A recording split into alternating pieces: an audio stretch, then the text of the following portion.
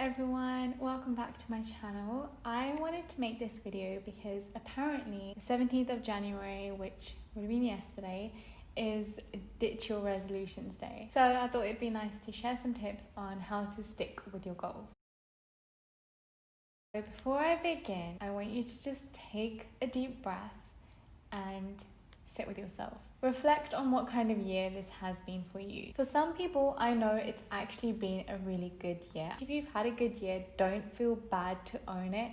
Don't feel bad to admit that. I feel like for me, there's been a lot of personal stuff and I've been going really deep inwards and it's been quite uncomfortable, but it's been one of the best years of my life in terms of all of the things that I've been able to learn. So really sit with yourself, take a deep breath and think about what kind of year it's been for you. I know many people who have also struggled with loss, and there's also that. So please take this time to reflect on your own journey to make sure you're getting what's best for yourself. And regardless of the previous year, just in general, it's so important to be gentle with yourself. If you fell off the New Year's resolution bandwagon, so what? The beauty of it is that you always have the choice to pick yourself up and either get back on the wagon or walk away. And whatever you choose to do, just know that that's what's meant for you and that's what's perfect for you. Sometimes we get very ambitious, myself included, with our goals that we want to set. I had a goal where I did want to run a marathon in a year and it just wasn't meant to be for me. And that's completely fine. This is why we need to be kind to ourselves and realize that if something is not meant for us, we need to let that go and look at another way that we can improve our lives. But anyway, this video is something that you can use all year round. It doesn't have to be about your resolutions or about 2021. It can be any year at any point in the year, because we're constantly improving. We have to make sure we're constantly changing and learning new things about ourselves. So use this as a reminder to help you stay on track. So I've been setting quite intentional goals this year, and one of them is yoga. I know yoga makes me feel amazing. I know it has a huge impact on my well-being because of the way that I feel balanced within, and that has an impact on my day. So all in all, it's something that's very important to me. So for the last month or so, I've been doing yoga every single day consistently, and there are days where I just don't feel like doing it. But if I don't pick myself up and give myself an opportunity to continue this really amazing habit that has so many that has so many benefits for me, and because I know how good it makes me feel, I'm kind of doing an injustice to myself to deny myself from such a good experience.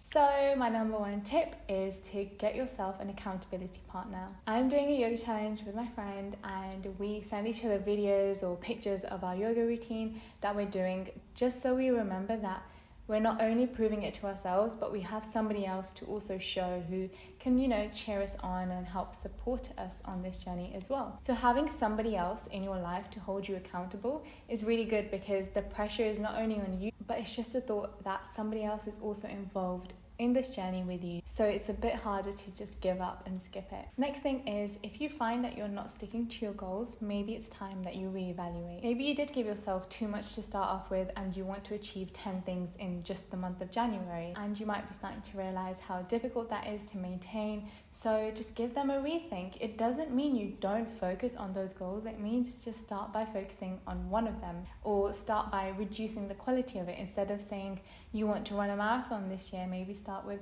half marathon. Let go of what isn't meant to be for you this year and really make sure you start to set intentional goals. I like to review my goals and just my life in general at the end of every month. So if I know something is working really well for me, I'll make sure either I level up in that, or I make sure I continue to stay consistent. Whereas if I give up on a goal about a few weeks or a few days into it, I ask myself, is this even beneficial? And that just makes me think that, okay, if it's something like drinking water or making sure I have greens in every meal, then yes, that's beneficial to me, so I need to make sure I focus on it. But if it was something like learn how to use Photoshop, then realistically, I don't need that in my life right now. It was just something that I wanted, and without it, my life is still going well. It's not really benefiting my life in this moment, so I can let it go, or maybe push it to next month, or I can revisit it in 6 months. Whatever works for you. This is when you have time to kind of reevaluate things and make sure you're doing something that's actually benefiting you instead of making you feel overwhelmed. So with that being said, if you're letting go of goals, make sure everything you carry on into the next month, week, or day, you are setting those new goals with intention. Be kind to yourself, love yourself. If you fall, gently pick yourself up, and it's okay. Yesterday I saw a kid in the park trying to do some kind of trick on a skateboard, and he couldn't do it, and I think he tripped over, and the frustration on his face really stood out for me. I feel like being annoyed with yourself when you don't succeed at something or you don't do something perfectly the first time is a behavior that we've learned. We've learned by seeing everyone around us not do something well and then getting angry, getting frustrated, or giving up. Whereas when you look at toddlers or like some random videos of puppies, they never ever give up. The determination is so real, and that's what we're born with. We learn to be frustrated with ourselves. We learn to be unkind to ourselves when we don't get something right the first time. Whereas we need to unlearn these things and make sure we just treat ourselves with love and continue to persevere if something is really important to us. And loving yourself is a huge part of that, because you have to love yourself on the journey and the practices and appreciate how much effort you're putting into something to be able to reap the rewards of it. Because if you keep getting frustrated at yourself by not being able to do something, then that cycle is just going to repeat itself forever. Then you'll never really be satisfied with what you're achieving. So make sure you appreciate every single stage of your journey and be kind to yourself. Next one is to not overwhelm yourself. Even if you're someone who has a lot of time and you're actually capable of achieving all of your goals, if you don't set a system for it to happen, it won't happen, and you might end up being overwhelmed. So really take your time to think about what you actually want to start to incorporate into your life, set a system, get people to hold you accountable, and make sure you're prepared to carry it out into the future, rather than saying, I'm going to start running from now on, and not having the preparation behind it. Because then in the moment when it's time for you to run, you might start to feel overwhelmed. Another important thing I wanted to say is to trust yourself. Often we say things that, I'm going to start to do this, or I'm going to start this new habit, and we don't stick to it. We don't even trust ourselves to believe that we have to carry on with something that we've said.